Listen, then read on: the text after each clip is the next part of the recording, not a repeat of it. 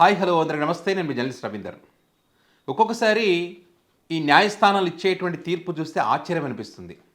కొంతమంది అనొచ్చు, ఏంటి సుప్రీంకోర్టు న్యాయస్థానం ఇచ్చేటువంటి తీర్పులను కూడా తప్పు పట్టేంత పెద్ద మేధావులా మీరని చెప్పి. నిజంగా అంటే ఆ స్థాయి మనకు లేదు. సుప్రీంకోర్టు న్యాయస్థానాలు ఏదైతే తీర్పులు ఇస్తారో వాటిని తప్పు పట్టేంత గొప్ప మేధావులం అయితే మనం కాదు. కానీ కొన్నిసార్లు ఆశ్చర్యం కలుగుతుంది, అనుమానం కూడా కలుగుతుంది.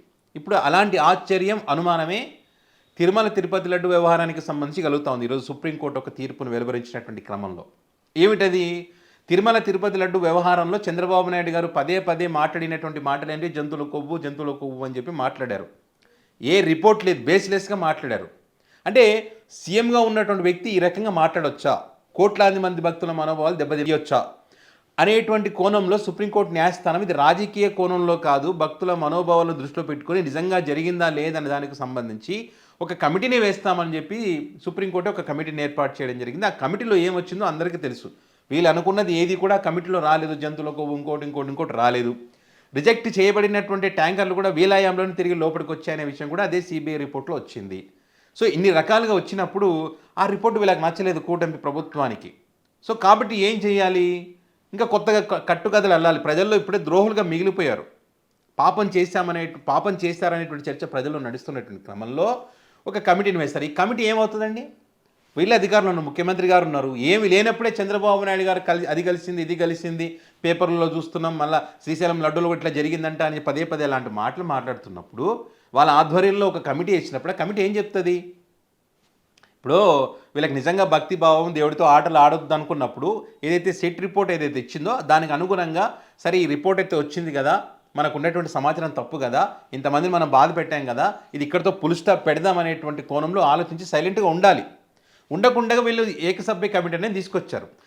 దీని సవాలు చేస్తూ బీజేపీ లీడర్ సుబ్రహ్మణ్య స్వామి ఆల్రెడీ సుప్రీంకోర్టు ఏదైతే సిట్ను వేసిందో ఆ సిట్ విచారణ చేసిన తర్వాత కూడా మళ్ళీ ఇప్పుడు ఏకసభ్య కమిటీని విచారణ చేయడం ద్వారా ఈ సిట్ను వ్యతిరేకిస్తున్నట్టే కదా.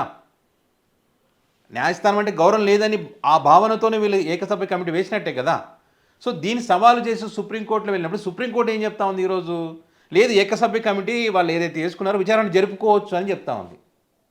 ఇదే ఆశ్చర్యం, నాకు అర్థం కాలేదు. అంటే ఆల్రెడీ సుప్రీంకోర్టు న్యాయస్థానం వేసినటువంటి కమిటీలోని ఏమీ లేదన్నప్పుడు దీనికి ఫుల్ స్టాప్ పెట్టకుండా మళ్ళీ వీళ్ళు విచారణ చేసుకోండి అని చెప్పి ఎట్లా చెప్తారు? గతంలో జరిగింది అదే కదా. సుప్రీంకోర్టు సిట్టి కమిటీ ఎందుకు వేసింది? వీళ్ళు కమిటీ వేసి వీళ్ళు విచారణ చేస్తే, వీళ్ళు అంతకుముందు విచారణ చేస్తున్నప్పుడు ఏమొచ్చింది? అన్నీ వీళ్ళకి నచ్చినట్టుగా, ఇష్టం వచ్చినట్టుగా వీళ్ళ ఆ కమిటీలో ఉన్నటువంటి వాళ్ళు చెప్పకముందే వాళ్ళ ఛానల్స్లో, వాళ్ళ పత్రికల్లో ముందే రావడము, అందులో వచ్చిందే వీళ్ళు చెప్పడము, ఇట్లాంటివి జరుగుతున్న క్రమంలో మరి సుప్రీంకోర్టు న్యాయస్థానం వాటిని దృష్టిలో పెట్టుకొని ఈ కమిటీ, సుప్రీంకోర్టు న్యాయస్థానం కమిటీ వేయాలనేది కదా అప్పుడు జరిగింది. మరి అదంతా పక్కకు పెట్టి మళ్ళీ వీళ్ళు ఏకసభ్య కమిటీ చేసుకోవచ్చు అని అంటే దాని అర్థం ఏంది? రేపటి రోజు వీళ్ళు ఏకసభ్య కమిటీలో వీళ్ళకి నచ్చినట్టుగా, ఇష్టం వచ్చినట్టుగా వాళ్ళకు ఎవరెవరి పేర్లు రావాలనుకున్న వాళ్ళ పేర్లు, జంతువుల కొవ్వు, పంది కొవ్వు కలిసిందని చెప్పి అన్ని దాన్ని ఇంక్లూడ్ చేసి ఒక రిపోర్ట్ ఇస్తారు. సో ఇక్కడ సుప్రీంకోర్టు వేసిన సిబిఐ రిపోర్ట్లను అదేమీ లేదు. సో రెండింటికి వ్యత్యాసం ఉన్నప్పుడు అప్పుడే ఏం చేయాలి మళ్ళీ? అంటే సుప్రీంకోర్టు వేసిన సిట్ రిపోర్టే తప్ప అనుకోవాలా? అప్పుడు ఒక కన్ఫ్యూజన్ అయితే వస్తుంది కదా భక్తుల్లో. ఇది రైటా? కొంతమంది ఇప్పుడు ఏం చేస్తారో, వీళ్ళు ఏం లేనప్పుడే రకరకాల తప్పుడు ప్రచారం చేస్తూ ఉన్నారు. వీళ్ళ ఏకసభ్య కమిటీలో ఈ రిపోర్ట్ వచ్చింది, ఇది జరిగిందంట, ఆ అధికారులు అలసత్వం ప్రదర్శించి సరిగా విచారణ చేయలేదంట అనే కోణంలో మళ్ళీ వీళ్ళు ఏం చేస్తారు? వీళ్ళకున్న మీడియా ద్వారా మళ్ళీ అదే పాతపాటే మళ్ళీ పడతారు. తప్పు మేము చేయలేదు అంటే, వీళ్ళు తప్పు చేశారు కాబట్టి దాన్ని కప్పిపుచ్చుకోవడం కోసం మళ్ళీ కమిటీల పేరుతో కాలాయపన చేస్తూ దాన్ని మళ్ళీ ప్రజల్లో చర్చ జరిగే విధంగా, చూడండి మేము ఈ కమిటీ వేయడం ద్వారా నిజాలు బయటకు వచ్చినాయని చెప్పడానికి దాని మీద ప్రభావం చూపిస్తుంది. ఆల్రెడీ సిబిఐ రిపోర్ట్ మీద ప్రభావం ఖచ్చితంగా చూపిస్తుంది. వీళ్ళకున్న మీడియా ద్వారా పదే పదే చెప్పడం ద్వారా ప్రజల్లో మళ్ళీ భక్తుల్లో ఒక కన్ఫ్యూజన్ అనేటువంటిది వచ్చేస్తుంది. ఇప్పుడిప్పుడే ప్రజలు ఏమీ లేదు, అమ్మయ్య మేము తిన్న లడ్డులో అనే ఒక ఆలోచనకు వచ్చినప్పుడు ఇది ఫుల్ స్టాప్ పెట్టాలని చెప్పి సుప్రీంకోర్టు కూడా ఈరోజు చెప్పి ఉంటే బాగుండేది అనేది మెజారిటీ పీపుల్ యొక్క అభిప్రాయం.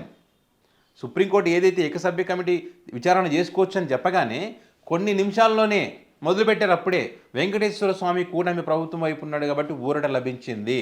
వైసీపీ పార్టీకి షాక్ తగిలింది. ఇక్కడ వైసీపీ పార్టీ ఎక్కడుంది? అక్కడ బీజేపీ పార్టీ, మీ కూటమిలో భాగమైన వ్యక్తి సుబ్రహ్మణ్య స్వామి కదా పిటిషన్ వేసింది అక్కడ కోర్టులో.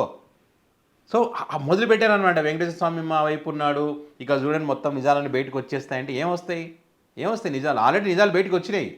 ఆ నిజాలను అబద్ధాలు చేయడం కోసం ఈ ఏకసభ్య కమిటీ అనేటువంటిది అందరికీ కూటమి పార్టీల లీడర్లు కూడా చాలామందికి తెలుసు.